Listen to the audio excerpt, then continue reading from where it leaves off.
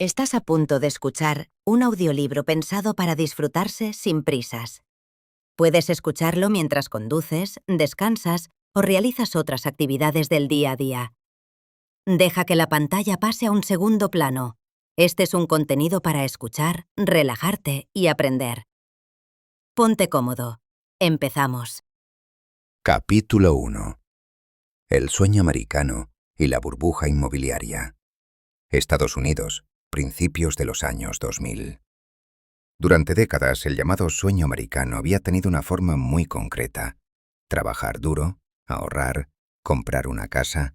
La casa no era solo un lugar para vivir, era una promesa, una inversión, una garantía de que el futuro sería mejor que el presente.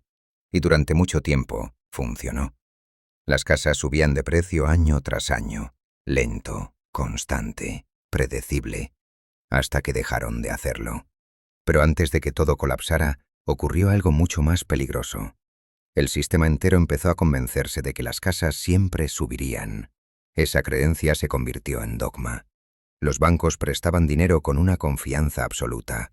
Los compradores firmaban hipotecas convencidos de que si algo iba mal, siempre podrían vender más caro. Y los políticos celebraban el aumento de propietarios como un éxito social. El crédito fluía sin fricción. Si querías una casa, el banco te la ofrecía. Si no tenías ahorros, no importaba. Si tu sueldo era bajo, tampoco. Porque el verdadero plan no era que pagaras la hipoteca durante 30 años. El plan era otro. Comprar hoy, vender mañana y refinanciar pasado mañana. El sistema dejó de preguntar si alguien podía pagar. Solo preguntaba cuándo volvería a pedir otro préstamo. La vivienda dejó de ser un hogar y pasó a ser un producto financiero. A principios de los años 2000 los tipos de interés eran bajos, muy bajos. Pedir dinero era barato, y cuando el dinero es barato se pide en exceso. Millones de personas entraron al mercado inmobiliario al mismo tiempo. La demanda subió, los precios subieron, y eso confirmó la ilusión. Teníamos razón, las casas siempre suben. Pero no subían porque fueran más valiosas. Subían porque había más crédito empujándolas hacia arriba. Era una burbuja. Y como todas las burbujas, crecía en silencio, alimentada por la euforia y la negación. Pocos se preguntaban qué pasaría si los precios dejaban de subir. Menos aún se preguntaban qué pasaría si bajaban, porque en teoría eso no podía ocurrir. Nunca había ocurrido a escala nacional. Y esa frase, nunca ha pasado, es una de las más peligrosas en economía. Mientras tanto, en despachos elegantes de Wall Street, alguien observaba el mercado con otros ojos. Alguien empezaba a notar que los préstamos que se estaban concediendo no tenían sentido, que se estaba prestando dinero a personas que matemáticamente no podían devolverlo. No por mala fe, no por irresponsabilidad individual, sino porque el sistema entero estaba diseñado para mirar hacia otro lado. La burbuja inmobiliaria no nació de un fraude puntual. Nació de una idea equivocada aceptada por todos.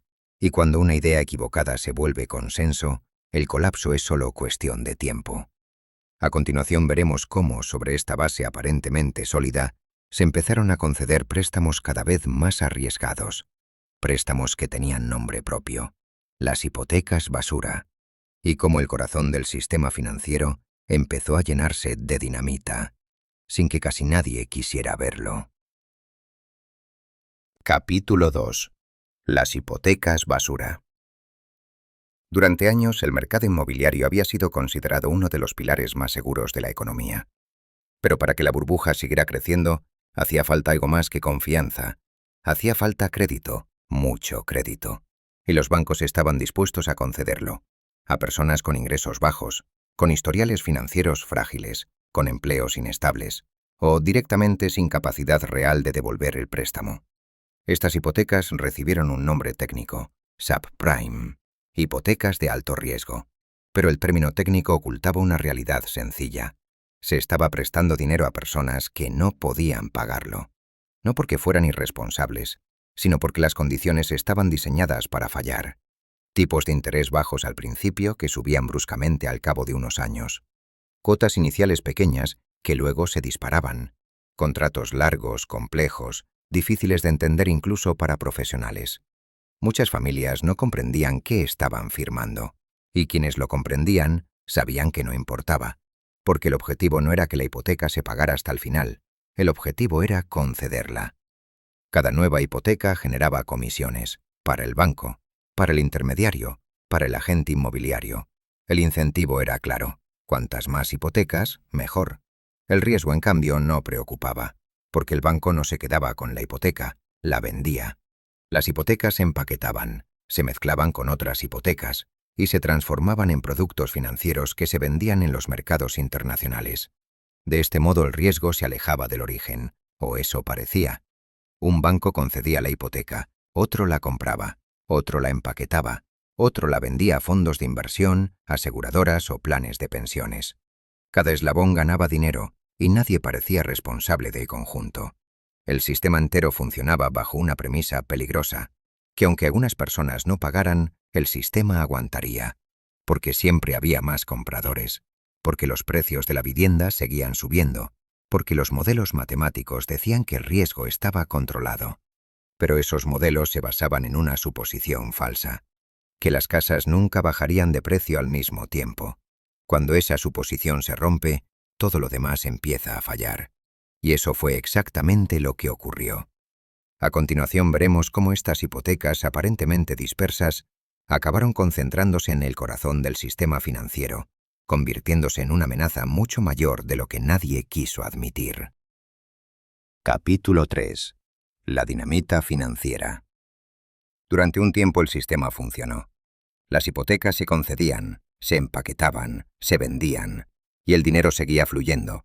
Pero había un problema fundamental. Nadie sabía realmente dónde estaba el riesgo. Las hipotecas subprime ya no estaban en los bancos que las habían concedido.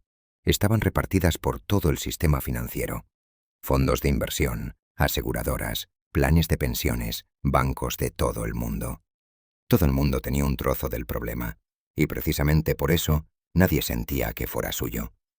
Para dar apariencia de seguridad, estas hipotecas se transformaron en productos financieros complejos, obligaciones de deuda colateralizada, CDO, paquetes de préstamos mezclados entre sí, clasificados por niveles de riesgo y vendidos como inversiones sólidas. Las agencias de calificación jugaban un papel clave. A productos llenos de hipotecas de dudoso cobro les otorgaban la máxima calificación, AAA, el sello reservado a las inversiones más seguras del mundo. ¿Por qué? Porque confiaban en los modelos matemáticos, porque asumían que el mercado inmobiliario no podía caer de forma generalizada, porque el sistema entero quería creerlo, y porque nadie quería ser la voz que dijera que el emperador iba desnudo. Mientras tanto, los incentivos seguían empujando en la dirección equivocada. Los bancos ganaban dinero creando productos cada vez más complejos. Los inversores buscaban rentabilidad en un entorno de tipos bajos, y los reguladores no entendían realmente qué estaba ocurriendo. El sistema financiero se había convertido en una máquina gigantesca de transformar deuda de mala calidad en productos aparentemente seguros. Era dinamita financiera y estaba distribuida por todo el mundo. Cuando las primeras familias empezaron a dejar de pagar sus hipotecas, el problema dejó de ser anecdótico. Los impagos aumentaron, los precios de la vivienda empezaron a caer, y de pronto los modelos matemáticos dejaron de funcionar. Lo que se suponía que era improbable empezó a suceder en todas partes al mismo tiempo. Los bancos ya no confiaban unos en otros, el crédito se congeló, y el sistema financiero mundial entró en pánico. Pero esto solo era el principio, porque nadie sabía cuánto riesgo real había escondido en los balances, ni quién sería el siguiente en caer. En el siguiente bloque, veremos cómo esta desconfianza se transformó en una crisis global, qué ocurrió cuando los gigantes financieros empezaron a derrumbarse y por qué los gobiernos se vieron obligados a intervenir para evitar el colapso total. Si este contenido te está aportando valor, suscríbete al canal. A ti publicamos audiolibros completos en español para escuchar sin prisas, mientras conduces, descansas o haces tu día a día. Suscríbete y continúa aprendiendo.